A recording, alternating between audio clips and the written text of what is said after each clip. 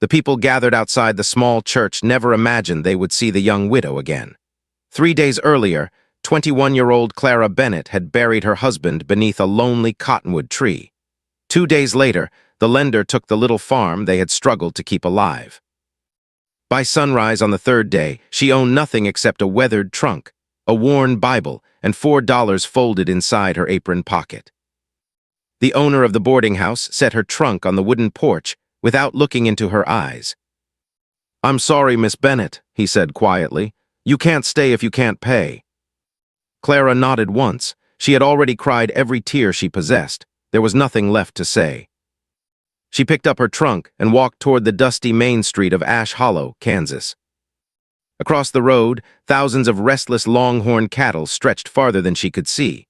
Cowboys shouted to one another while horses stamped the earth. A chuck wagon stood near the edge of the herd, smoke rising from a small cooking fire. A faded sign nailed to the wagon caught her eye. Cook needed 4 Montana cattle drive. Several men laughed as they noticed her reading it. "That job isn't for ladies," one cowboy said. "She'll be heading home before the first river crossing," another added.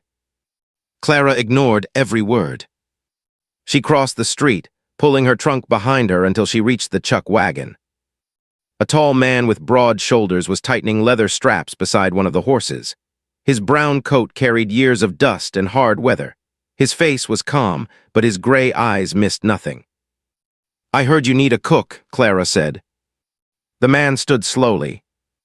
"My name is Ethan Walker," he replied. "I'm the trail boss." He looked from her black morning dress to the tiny trunk beside her boots. "I need someone who can feed 23 hungry men through storms, dust, rivers, and snow." "I can. I need someone who won't quit halfway north." "I won't. You've ever cooked for Cowboys?" "I cooked for harvest crews every summer after my mother passed." He folded his arms. "This trail lasts months." "I know. There won't be soft beds. I've already lost mine. There won't be easy days. I've already lived through harder." For several long moments, Ethan simply studied her face. He did not see fear. He saw someone who had already survived it. Finally, he nodded. "You get 1 week. If the men hate your cooking, I'll pay you for those days and leave you at the first settlement." "That's fair." He extended his hand.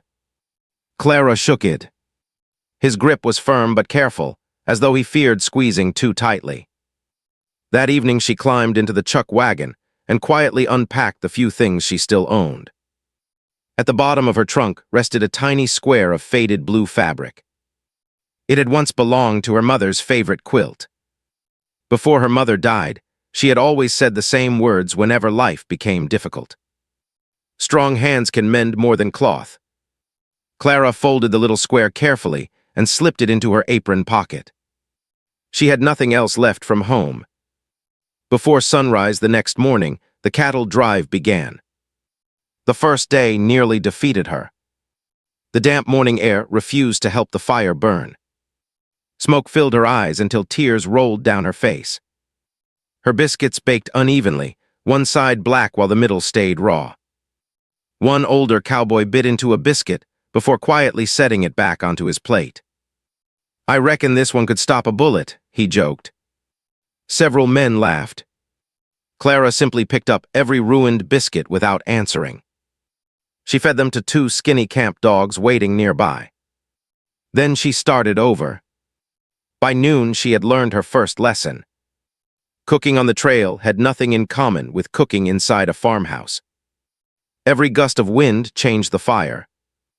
Every mile covered everything in dust. Every meal had to be ready exactly when exhausted men returned. There were no second chances. That evening she served slow-cooked beans with salt pork, fresh cornbread, and thick coffee. The camp became strangely quiet. She waited for another joke. Instead, the youngest cowboy at the fire raised his spoon.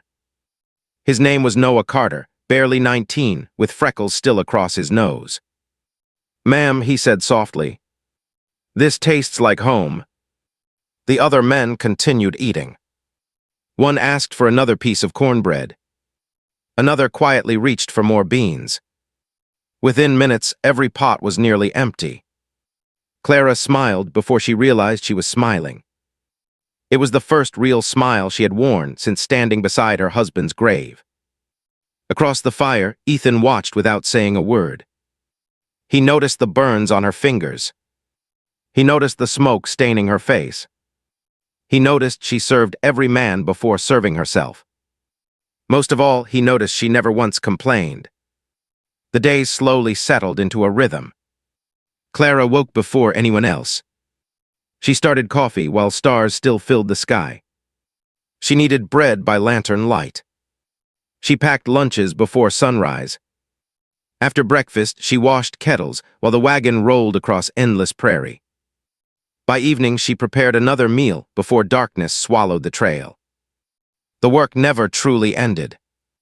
Neither did the wind. After nearly a week, Clara counted the flour sacks. Something was wrong. They had used far more flour than expected. She searched the wagon until she discovered a torn sack hidden behind a barrel. Tiny white footprints covered the floor. A family of mice had made a home beneath the wagon canvas. She closed her eyes for only a moment. Flour meant bread. Bread meant full stomachs.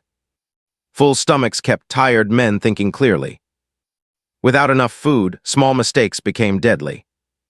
She didn't panic. Instead, she counted every remaining sack. She measured the coffee, the beans, the dried apples, the bacon. Then she quietly changed every meal she planned for the coming weeks. More cornbread, less biscuits, thicker stews, smaller portions hidden beneath larger vegetables. The men never noticed. No one left hungry. One evening, Ethan climbed beside the chuck wagon, while Clara marked careful numbers inside a small notebook. "What are you writing?" he asked. "Our supplies. You keep records." My father owned a general store. He taught me every pound of flour should be counted. Ethan looked through the wagon. Then, without speaking, he climbed inside and helped her move every flour sack onto higher shelves where the mice couldn't reach them. When they finished, Clara wiped flour from her hands. "Thank you." He tipped his hat. "No needs thanking me. If you're feeding my outfit." He paused. "Then I should help protect the kitchen." For some reason, those simple words stayed with her long after he walked away. A few days later, the trail reached the wide Prairie Fork River. Rain during the previous week had turned the water dark and dangerous. The current rushed between muddy banks. Cowboys shouted as cattle entered the river. The chuck wagon rocked violently behind its team. Water splashed over the wheels. Clara gripped the reins until her hands ached. The river climbed higher. It reached the wagon floor. One more foot and everything inside would be soaked. She looked toward the flour sacks. If they became wet, the journey would become impossible. She pulled harder on the horses. The wagon lurched forward. For one terrifying second, the wheels disappeared beneath the muddy water. Then the team found solid ground. The wagon climbed onto the opposite bank. Clara finally breathed again. She climbed down soaked from head to toe. The cold wind cut through her dress. Still, before changing clothes or warming herself, she gathered wood and lit the cooking fire. Within an hour, every cowboy held a cup of hot coffee between frozen hands. No one said much. They simply drank. As darkness settled over camp, Clara stepped away from the fire to fetch another bucket of water.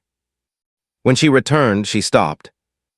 Beside the chuck wagon rested a neat stack of dry oak wood. She hadn't gathered it. Someone had. She looked across camp.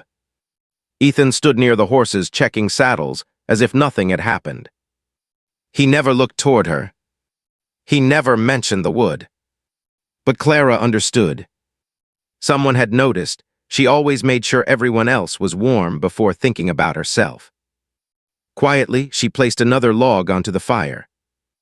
For the first time since losing everything, the loneliness inside her heart didn't feel quite as heavy.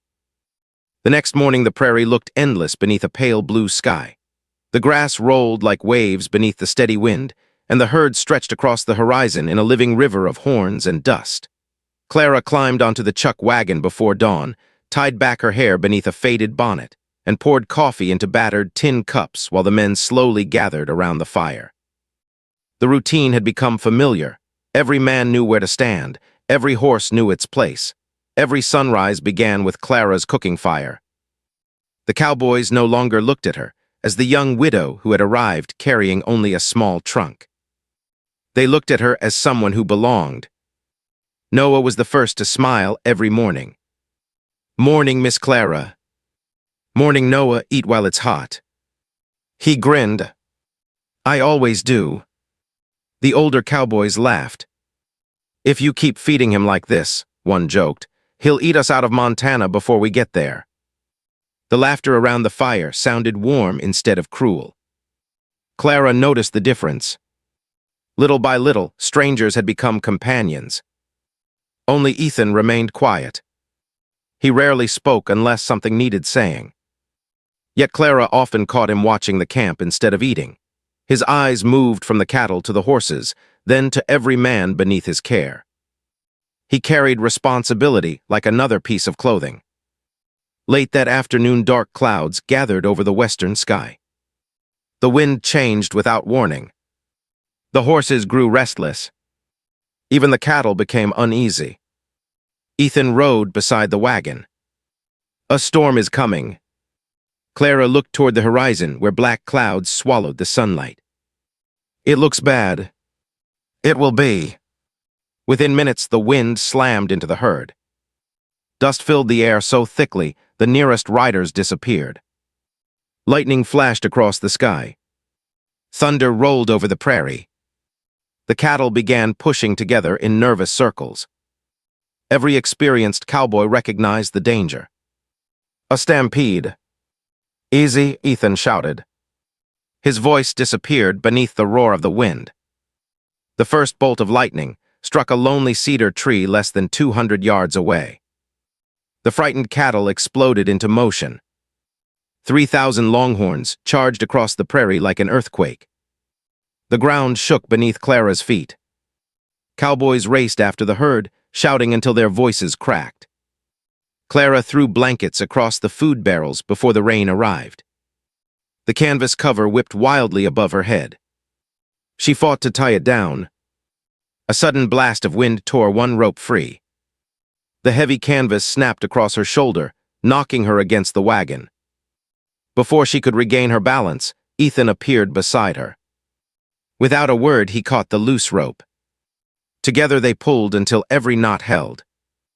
"You need to get inside," he shouted. "The food. I'll protect it. The flour can't get wet." He looked directly into her eyes. "And neither can you." For a brief second, neither of them moved. Rain poured around them. Then Ethan gently guided her beneath the wagon cover before climbing back onto his horse. He disappeared into the storm, chasing the frightened herd. Clara could do nothing except pray. The storm lasted through most of the night. The rain finally stopped just before sunrise. The camp looked broken. Several tents had blown away. Cooking pots were scattered across the muddy ground. One wagon wheel had cracked. More worrying than anything else, several riders had not yet returned. Clara immediately lit the fire. The men would need hot food before anything else. One by one, the cowboys rode back into camp. Each looked more exhausted than the last. Mud covered their clothes. Their horses limped with fatigue. Finally, Ethan returned. His hat was gone. His face carried fresh scratches from branches. But his first words were not about himself. "Has everyone eaten?" Clara handed him a cup of coffee. "You first." He accepted it without argument. His hands shook from exhaustion.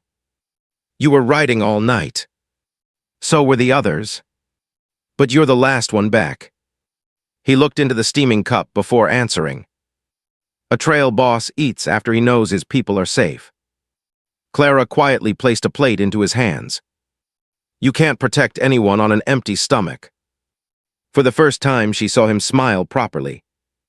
It wasn't large, but it reached his eyes.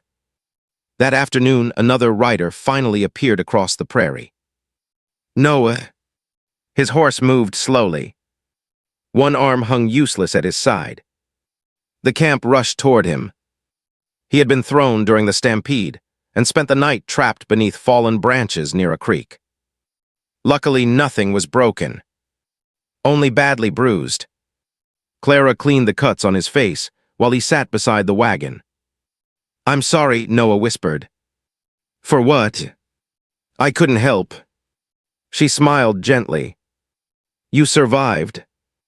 Sometimes that's enough. He nodded. I reckon you're right. As the weeks passed, autumn slowly replaced summer. The mornings became colder. Frost covered the grass before sunrise. Clara mended torn coats whenever she found time. She stitched ripped gloves, patched blankets, repaired saddle bags. Her hands rarely rested. One evening, she noticed Ethan hanging his heavy trail coat beside the wagon. The right shoulder had nearly torn apart. If it ripped completely during another storm, the cold mountain air would cut straight through it. She waited until the camp had fallen asleep. Carefully, she carried the coat inside the wagon. Her needle moved steadily through the thick canvas. She used the strongest stitch her mother had ever taught her. When the repair was finished, she paused. Then she reached into her apron. The tiny blue square from her mother's quilt rested in her hand. She looked at it for a long moment. Finally, she cut away the smallest corner imaginable, only enough to fit beneath the repaired seam. She stitched it deep inside the lining where no one else would ever see it. Then she folded the coat exactly as she had found it. The next morning, Ethan slipped it on before sunrise. He frowned. His fingers touched the repaired shoulder. He looked around the camp. His eyes settled on Clara kneading bread. She never looked up. He said nothing. Later that evening, Clara discovered a small surprise waiting beside her coffee pot. A fresh loaf of bread wrapped carefully in clean cloth. Beside it rested a folded note. The handwriting was uneven. Thank you for looking after what matters. No name. No signature. None was needed. She folded the note and tucked it beside the little quilt square, still hidden inside her apron. Some kindnesses needed no audience. By the time they crossed into the northern plains, every man trusted Clara without question. When someone fell ill, they called for her. When a shirt ripped, they brought it to her. When homesickness settled over the camp, they gathered around her fire.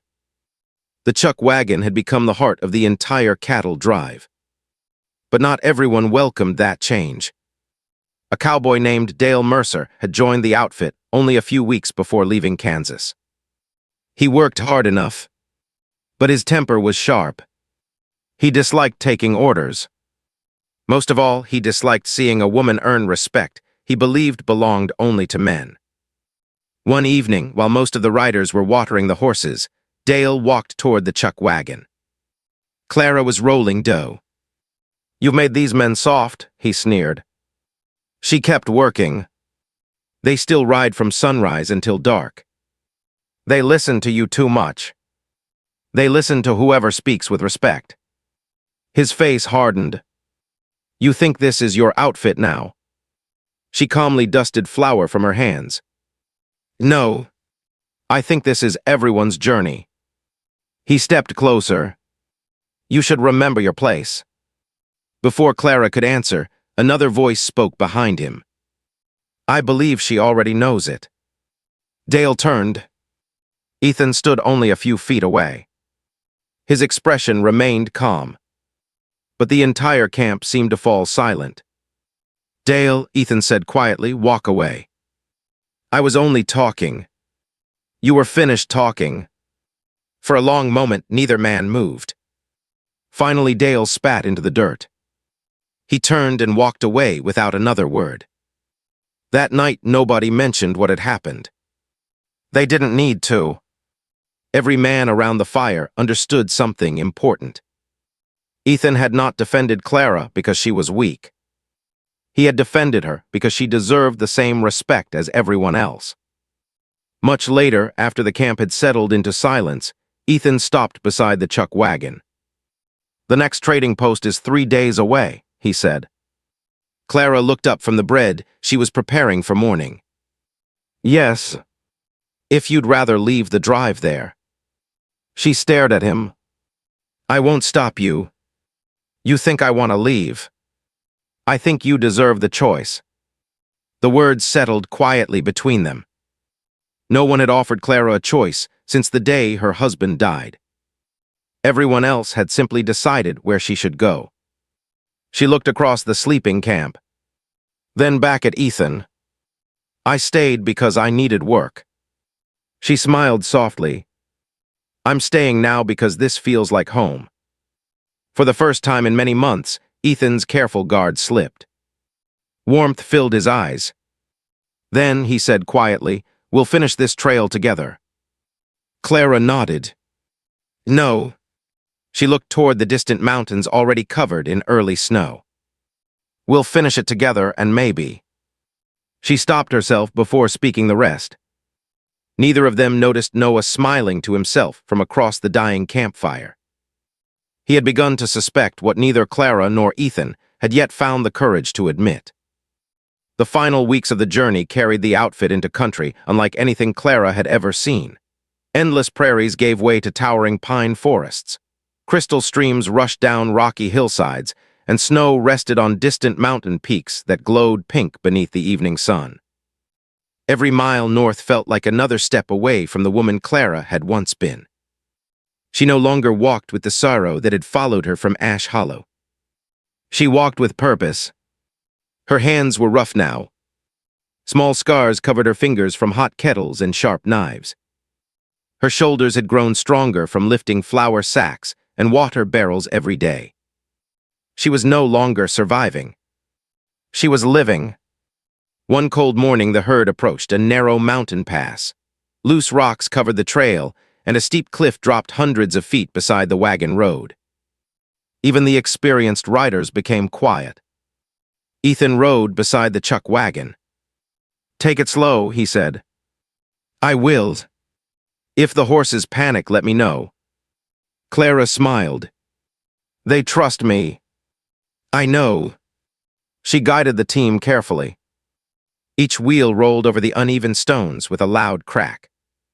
Halfway through the pass, one frightened horse stumbled. The wagon tilted sharply toward the cliff. Several barrels slid across the floor. The horses screamed. For one terrifying moment, it seemed the entire wagon would fall. Without hesitation, Ethan jumped from his horse. He shoved his shoulder against the wagon, while 2 nearby cowboys grabbed the wheels. "Easy," Clara called to the horses. Her voice remained calm.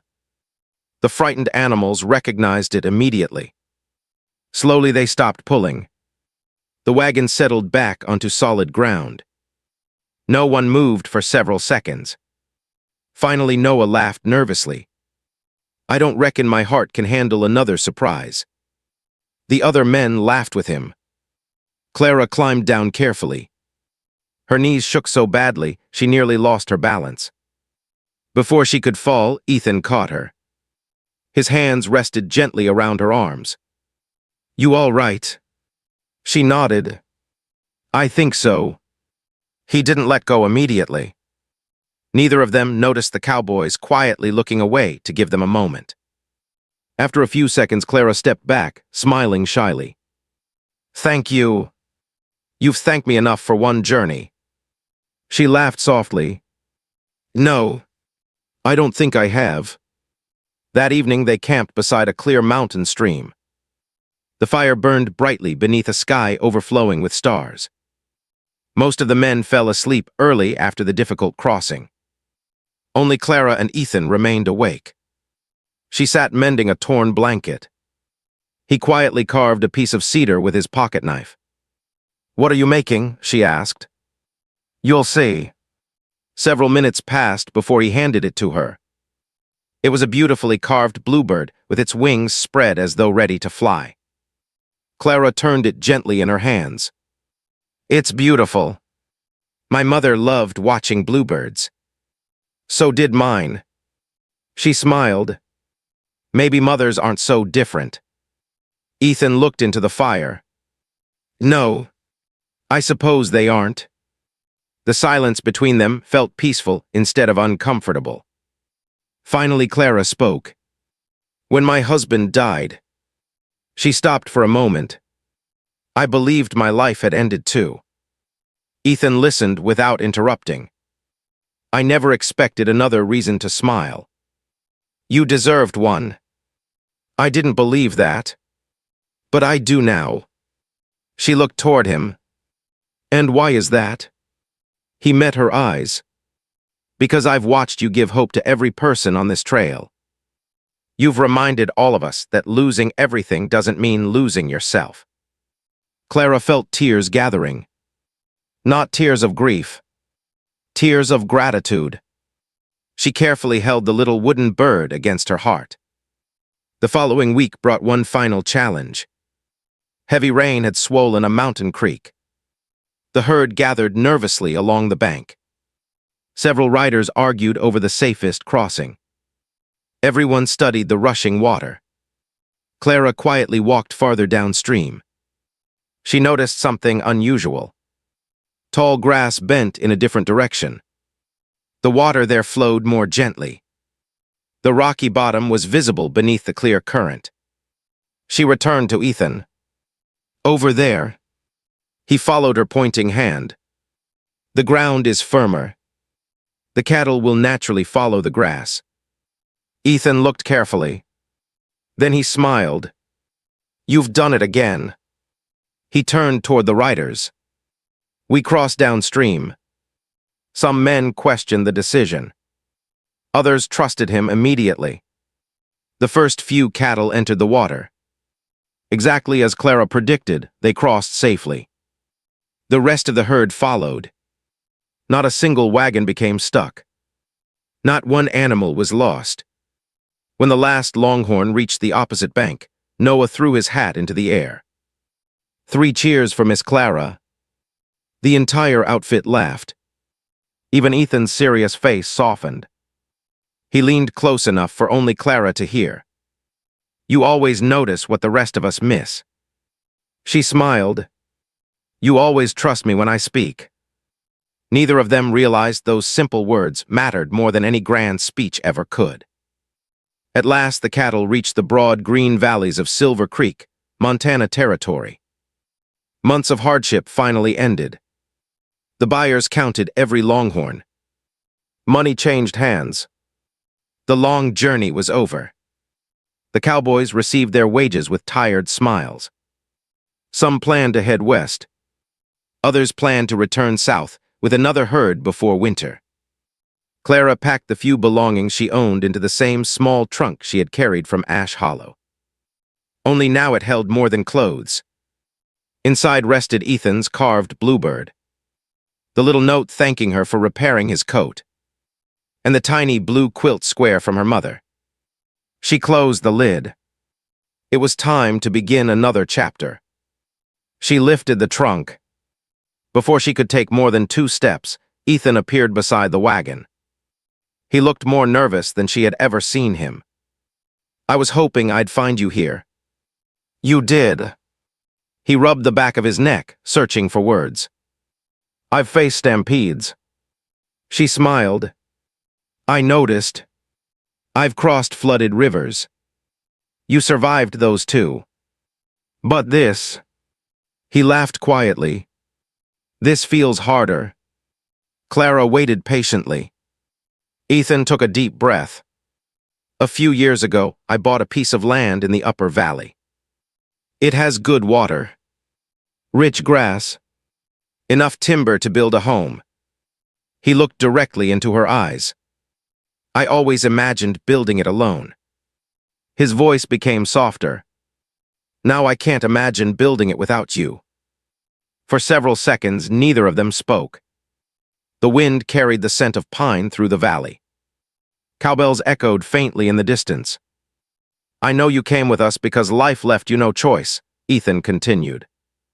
But if your heart has found another reason to stay. He reached into his coat pocket.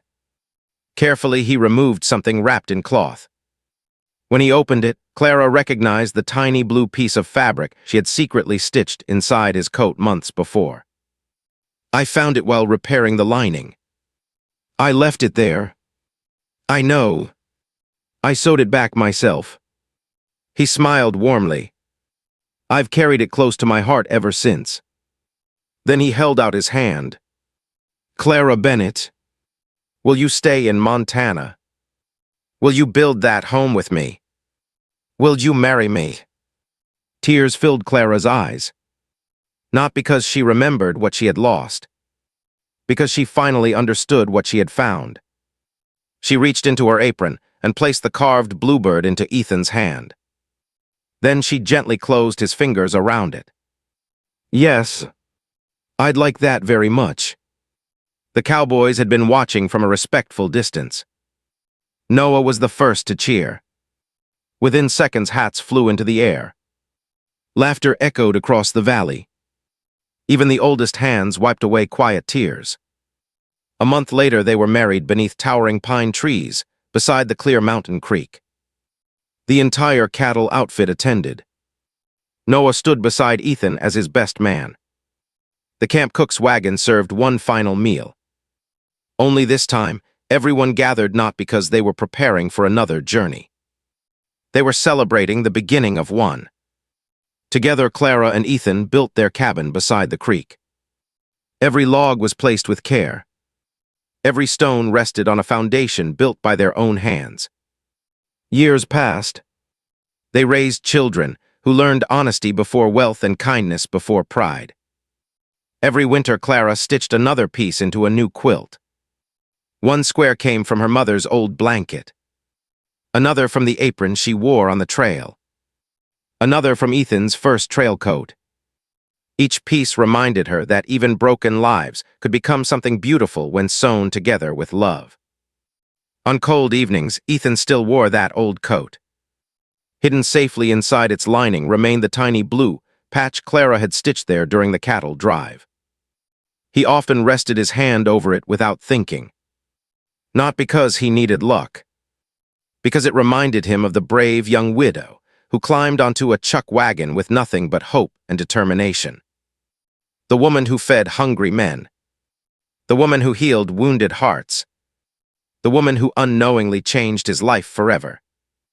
Clara had started the journey believing the trail would only carry her farther away from happiness. Instead, every dusty mile had quietly led her toward the home she was always meant to find.